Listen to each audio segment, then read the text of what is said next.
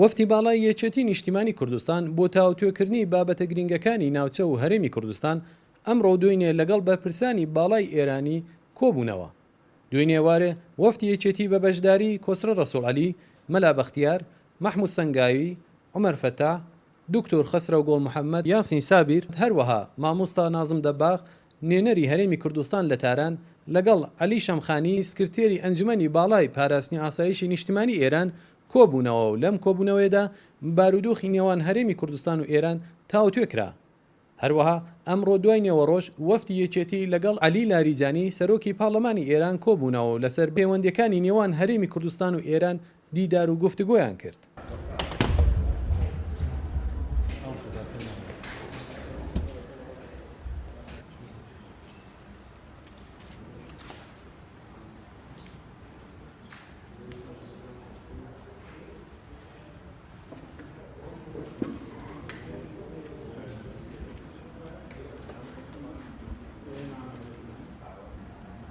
ولی باز هم لازم را می‌بینم که اونجا عرض تسهیل بگیریم و تأسیس راجبری اتفاقات قبلی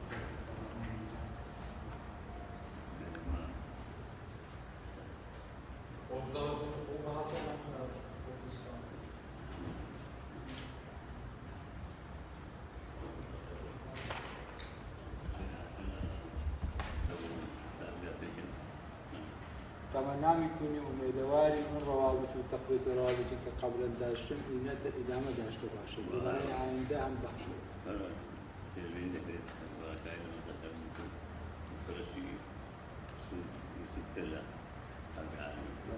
و ما شخصا پیشبینی مامۆستا نازم دەباغ نوێنەری هەرێمی کوردستان لە تاران لەسەر سەفەری وەفتی باڵای یەکێتی نیشتیمانی کوردستان بۆ ئێران و دیدارەکانی لەگەڵ بەرپرسانی ئێرانی وتی پێم وایە هاتنی شاندی یەکێتی نیشتیمانی کوردستان بە سەرۆکایەتی بەڕێز کاک کۆسرەت گرنگی تایبەتی خۆی هەبوو، هەم لە کات و قۆناغێکی نازک و دیارە هات و هەم لە کاتێکی شاد کە ناوچەکە چاوەڕێی گۆڕانکاری زیاد دەکات. بۆیە لەسەر بانکشتی فەرمی کۆماری ئیسلامی ئێرانی شاندەکەی یەکێتی کە هات لە ڕۆژی یەکشەمەوە ئەم ڕێوارە دەگەڕێتەوە لە دیدار و چاوپێکەوتەوەکانی هەمووی تاکید کراوە کە گەلی کورد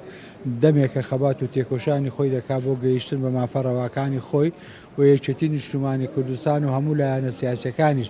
سوورن ڕشتن لەوەی کە پارێزگاری لە بەرهەمەکانی خەبات و تێکۆشان و خوێنی شەهیدان و هەروەها لە مافەڕەواکانی گەلی کورد بکەن چ لە عێراق چ لە ناوچەکە. و بۆ ئەم مەبەستەش کۆماری ئیسلامی ئێرانی وەکو لە پێشترش ڕامانگەیان پەیامەکەی خۆی چەندبارە کردەوە لە هەموو چاوپێکەوتن دیدارەکاندا کە لەگەر پاراستنی یەک پارچەی خاچی عێراقن و لەگەڵ ئەوەن کە گەلی کورد لە چوارچێوەی دەستوری هەمیشەیی عێراق بە هەموو مافەکانی خۆی بگات لەوانە مادەی 140 کە ینی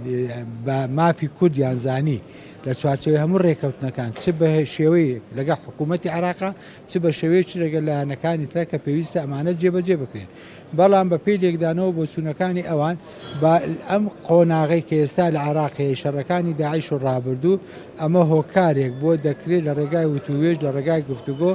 گەلی کورد بە مافەکانی خۆی لە چوارچێوەی دەستوری هەمیشەیی عێراق بگات و ئامادەیشیان نیشانداوە کە پشتیوان بن بۆ دۆزینەوە ڕێگا چارەسەری کێشەکان لەگەر شاندی یەکێتی نیشتیمانی کوردستان. دارە یەکێتی نیشتیمانی کوردستان و شاندەکەشی تاکیدی لەسەرەوە کردوێتەوە کە مافی چارەنووس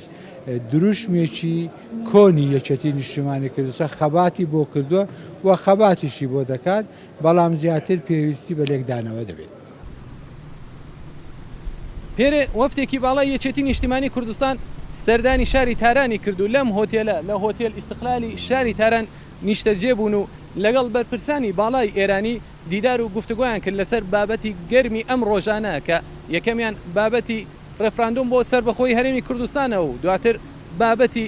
بارودۆخی ناوچەکە و هەروەها بابەتی پەیوەندی نێوان هەرێم و ئێران.